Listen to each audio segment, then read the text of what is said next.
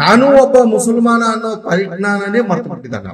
ಟೋಪಿ ದಾಡಿ ಮುಸಲ್ಮಾನನ ಸರ್ಟಿಫಿಕೇಟ್ ಇವನ್ ಕೊಡ್ತಾರೆ. ಪಬ್ಬು ಬಾರ್ಗಳಲ್ಲಿ ಹೋಗಿ ಗಲಾಟೆ ಮಾಡುವಂತ ಈ ಅಬ್ಬೆ ಬಾರಿ ಈ ಬೇಕೂಬ ಇಡೀ ಸಮಾಜ ಏನಾರ ಇವ್ರ ಅಪ್ಪಗ ಈತಗ ಅಗ್ರಿಮೆಂಟ್ ಏನಾರ ಕೊಟ್ಟಿದಾರ? ಹೊಲಸು ರಾಜಕಾರಣ ಮಾಡಕ್ ಬಂದಿರೋ ಇವ್ರುಗಳು ಇಂಥ ಬದುಕದು. ಓಟ್ ಕೇಳಕ್ ಬಂದ್ರೆ ಚಪ್ಪಲಿ ಪೂಜೆ ಮಾಡ್ಬೇಕು ಇವ್ರಿಗೆ. ಹೊರಗೆ ತಗೊಂಡು ಇವ್ರನ್ನ ಪೂರ್ತಿ ಪೇಂಟ್ ಹಾಕಿ ಬೆಳಿಬೇಕು ಇವ್ರ ಮಕ್ಕಳುಗಳಿಗೆ. ಇಂತ ಮಗನನ್ನು ಬೀದಿ ಬಿಟ್ಟು ಎಲ್ಲರೂ ಉಚ್ಚಾಸ್ಪತ್ರೆಗೆ ಸೇರ್ಸರಿ. ಹ್ಯಾರಿಸ್ ಅವರೇ, ನಿಮ್ ಮಗನಿಗೆ ನಳಪಾಡಿಗೆ ಮೌಲಾನಾ ನಳಪಾಡ ಅಂತ ಹೇಳಿ ಕರಿ. ನೀವು ಮನೆಯಲ್ಲಿ ಕುಂದ್ರಿ, ನಿಮ್ ಕೈಲಿ ಆಗಲ್ಲ ರಾಜಕಾರಣ ಮಾಡಕ್ಕೆ. ನಿಮ್ ಮಗನಿಗೆ ಒಂದ್ ಮದ್ರಸಾ ಒಳಗೆ ಕಳ್ಸ್ರಿ. ಈಗ್ಲೂ ಕಾಲ ಮಿಂಚಿಲ್ಲ, ಒಂದ್ ಒಳ್ಳೆ ಮದ್ರಸಾ ಒಳಗೆ ಕಳ್ಸಿ. ನಿಮ್ಮಂತವರಿಂದನೇ ಇಸ್ಲಾಮಿಗೆ ಕಪ್ಪು ಚುಕ್ಕಿಯಾಗಿ ಬೆಳೀತಾ ಇದೆ. ಹ್ಯಾರಿಸ್ ಅವರೇ, ಸಂವಿಧಾನದ ಚೌಕಟ್ಟಿನಲ್ಲಿ ನೀವು ನಡೀತಾ ಇಲ್ಲ, ನೀವು ಕಾನೂನಾತ್ಮಕವಾಗಿ ನಡೀತಾ ಇಲ್ಲ. ಎಲ್ಲರಿಗೂ ನಮಸ್ಕಾರಗಳು. ಅಸ್ಸಲಾಂ ವಲೈಕುಂ ರಹಮತುಲ್ಲಾಹಿ ವಬರಕಾತುಹು. ದಾವಣಗೆರೆಯ ಬೈ ಎಲೆಕ್ಷನ್ ಉಪಚುನಾವಣೆ ಬಹಳ ಅದ್ಧೂರಿಯಾಗಿ ನಡೀತಾ ಇದೆ. ಯಾವ ರೀತಿ ಅದ್ಧೂರಿಯಾಗಿ ನಡೀತಾ ಇದೆ ಅಂದರೆ, ಮುಸಲ್ಮಾನರನ್ನು ತುಚ್ಛೀಕರಣ ದೃಷ್ಟಿಯಿಂದ ವಿಜೃಂಭಿಸುತ್ತಿದ್ದಾರೆ ಕಾಂಗ್ರೆಸ್ಸಿನ ಮುಸ್ಲಿಂ ನಾಯಕರುಗಳು. ಮುಸಲ್ಮಾನರನ್ನು ಅಧಪತನದತ್ತ ಕೊಂಡೊಯ್ಯುತ್ತಿದ್ದಾರೆ ಮುಸ್ಲಿಂ ನಾಯಕರು ಕಾಂಗ್ರೆಸ್ಸಿನ. ಮತ್ತು ಯಾವತ್ತಿಗೂ ಎಂದಿಗೂ ಮುಸಲ್ಮಾನರನ್ನು ಕೇವಲ ಓಟುಗಾರರನ್ನಾಗಿ ಮಾಡಿಕೊಂಡ ಅಹಿಂದ ನಾಯಕರಂತೆ. ಡಿ ಕೆ ಶಿವಕುಮಾರ್ ಆಗಲಿ, ಸಿದ್ದರಾಮಯ್ಯ ಆಗಲಿ, ಅನೇಕ ಕಾಂಗ್ರೆಸ್ಸಿನ ನಾಯಕರು, ದೊಡ್ಡ ದೊಡ್ಡ ನಾಯಕರು, ಟೋಟಲ್ ಕ್ಯಾಬಿನೆಟ್ ಮಂತ್ರಿಮಂಡಲನೇ ಇಲ್ಲಿ ಬಂದು ಹಿಡಿತೈತೇನೋ ದಾವಣಗೆರೆಯಲ್ಲಿ. ಇರಲಿ, ಈ ಒಂದು ಚುನಾವಣೆಯಲ್ಲಿ ನಳಪಾಡ ಹ್ಯಾರಿಸ್ MLA ಅವರ ಮಗ ಸುಮಾರು ಬಾರಿ ಶಾಸಕನಾಗಿ ಆಯ್ಕೆ ಆದಂತ ಮುಸ್ಲಿಂ ಜನಾಂಗದ ಸಂಪೂರ್ಣ ಹೊಣೆ ಹೊತ್ತುಕೊಂಡು ನಡೆಯುತ್ತಿರುವಂತಹ ನಾಯಕರುಗಳು ಇವರು.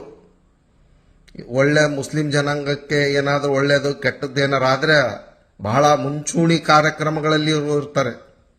ಎಲ್ಲೆಲ್ಲಿ ಏನೇನಾದರೂ ಸಮಸ್ಯೆಗಳು ಬಂದರೆ ಇನ್ನು ಎಷ್ಟರ ಮಟ್ಟಿಗೆ ಇವರು ಮುಂದಾಳತ್ವ ವಹಿಸ್ತಾರಂತ ಹೇಳಿದ್ರೆ ನೋಡಬಾರದು. ತಮ್ಮ ಎಲ್ಲ ಕೆಲಸ ಕಾರ್ಯಗಳು ಎಲ್ಲವೂ ಬಿಟ್ಟು ಬಂದು ಮುಸ್ಲಿಂ ಜನಾಂಗದ ಪರವಾಗಿ ಬಹಳ ಮುಂದಾಳತ್ವ ವಹಿಸ್ಕೊಂಡು ನಿಂದಿರ್ತಾರೆ. ಫೈರ್ ಇಂಜಿನ್ ತರ ಎಲ್ಲ ಸುಟ್ಟೋದ್ಮೇಲೆ ಬರ್ತಾರಲ್ಲ, ಹಂಗ ಈ ನಾಯಕರುಗಳು, ಕಾಂಗ್ರೆಸ್ಸಿನ ಮುಸ್ಲಿಂ ನಾಯಕರುಗಳು. ಈತನ ಮಗ, ಈ ಹ್ಯಾರಿಸ್ MLA ಅವರ ಮಗ, ಮುಸಲ್ಮಾನರನ್ನು ಒಬ್ಬ ಮುಸಲ್ಮಾನನಾಗಿ ಎಷ್ಟು ಅವಾಚ್ಯ ಶಬ್ದಗಳಿಂದ, ಕೆಟ್ಟ ಶಬ್ದದಿಂದ ಮಾತನಾಡ್ತಾನೆ ಅಂದ್ರೆ, ನಾನೂ ಒಬ್ಬ ಮುಸಲ್ಮಾನ ಅನ್ನೋ ಪರಿಜ್ಞಾನನೇ ಮರ್ತು ಬಿಟ್ಟಿದ್ದಾನೆ ಪಾಪ. ಅಂತ ಸಂಸ್ಕಾರ ಕಲ್ಸ್ಕೊಟ್ಟಿದ್ದು ಯಾರು? MLA ಹ್ಯಾರಿಸ್ ಅವ್ರ ಮನೆ, ಅವ್ರ ಮಂತನ. ಎಷ್ಟು ಮಟ್ಟಿಗೆ ಈ ಮಗನಿಗೆ ಸಂಸ್ಕಾರ ಕಲಿಸಿರ್ಬೇಕು. ಟೋಪಿ ದಾಡಿ ವಿಚಾರವಾಗಿ ಈತ ಮುಸಲ್ಮಾನನ ಸರ್ಟಿಫಿಕೇಟ್ ಇವನ್ ಕೊಡ್ತಾನೆ. ಯಾರು ಮುಸಲ್ಮಾನ ಅಲ್ಲ, ಈತ ಸರ್ಟಿಫಿಕೇಟ್ ಕೊಡ್ತಾನೆ. ಇವರಪ್ಪ ಕಲ್ಸ್ಕೊಟ್ಟಾನ ಇದು. ಇಡೀ ರಾಜ್ಯದಲ್ಲಿ ಎಲ್ಲಿ ಬೇಕಲ್ಲಿ ಪಬ್ಬು ಬಾರ್ಗಳಲ್ಲಿ ಹೋಗಿ ಗಲಾಟೆ ಮಾಡುವಂತ ಈ ಅಬ್ಬೆ ಬಾರಿ ಈ ಬೇಕೂಬ ಇವನು ಒಬ್ಬ ಮುಸಲ್ಮಾನನಿಗೆ ಒಳ್ಳೆಯವನು ಕೆಟ್ಟವನು ಸರ್ಟಿಫಿಕೇಟ್ ಕೊಡಕ ಇವನಿಗೆ ಇವರಪ್ಪ ಏನಾರ ಇಡೀ ಸಮಾಜ ಏನಾರ ಇವ್ರಪ್ಪಗ ಈತಗ ಅಗ್ರಿಮೆಂಟ್ ಏನಾರ ಕೊಟ್ಟಿದಾರ? ಈತನಿಗೆ ಇಡೀ ರಾಜ್ಯದ ಉಲಮಾಗಳು ಈ ನಲಪಾಡ್ಗೆ ಮೌಲಾನಾ ನಲಪಾಡ್ ಅಂತೇಳಿ ಬಿರುದು ಕೊಡ್ಬೇಕೇನೋ, ಅಷ್ಟ್ರ ಮಟ್ಟಿಗೆ ಮಾತಾಡ್ತಾ ಇದ್ದಾನೆ. ಇಸ್ಲಾಂ ಧರ್ಮದ ಮೂಲಭೂತ ಕರ್ತವ್ಯಗಳ ಅಂದ್ರೆ ಫಂಡಮೆಂಟಲ್ ರೈಟ್ಸ್ ಬಗ್ಗೆ ಈತ ಮಾತಾಡ್ತಾನೆ. ಇರ್ಲಿ, ತಿಳ್ಕೋಬೇಕು, ಮಾತಾಡಬೇಕು. ಸಮಾಜದ ಮುಂದೆ ಒಬ್ಬ ಮುಸಲ್ಮಾನ ಹೆಂಗಿರ್ಬೇಕನ್ನೋದು ಈತ ನಮಗೆ ಸಂಸ್ಕಾರ ಹೇಳ್ಕೊಡ್ತಾನ.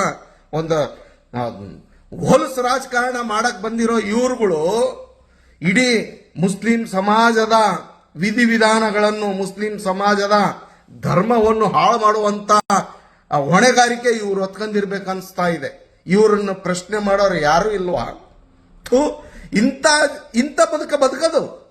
ಇವನು ಮುಂದೆ ಇವರಪ್ಪ MLA ಆಗ್ಯಾನ, ಈತನ ಮಗನು ಮತ್ತೆ ನೆಕ್ಸ್ಟ್ MLA ಆಗ್ತಾನೆ, ಈತನು MLA ಆಗ್ತಾನೆ.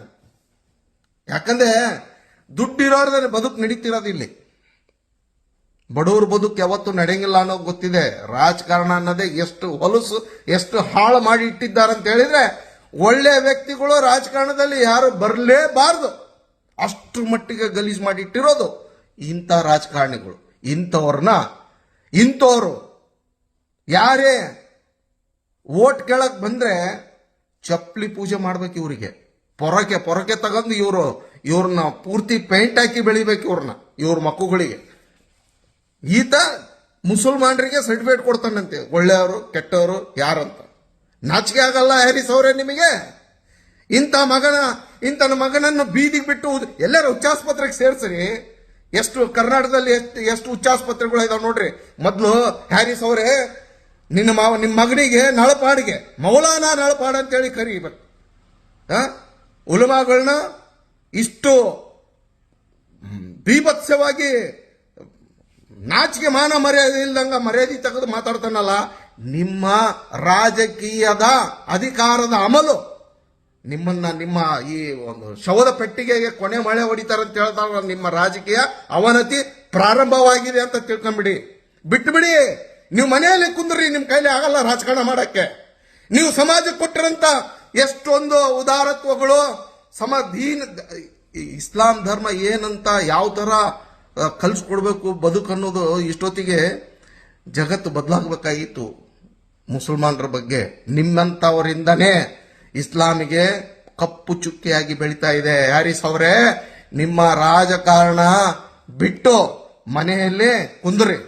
ಇಲ್ಲ, ನಿಮ್ಮ ಮಗನಿಗೆ ಒಂದು ಮದ್ರಸ ಒಳಗೆ ಕಳಿಸ್ರಿ.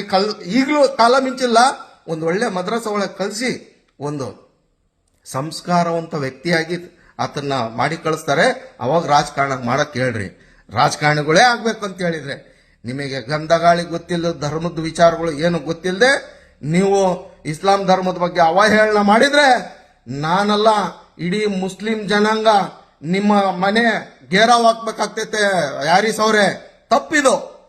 ಸಂವಿಧಾನದ ಚೌಕಟ್ಟಿನಲ್ಲಿ ನೀವು ನಡೀತಾ ಇಲ್ಲ, ನೀವು ಕಾನೂನಾತ್ಮಕವಾಗಿ ನಡೀತಾ ಇಲ್ಲ.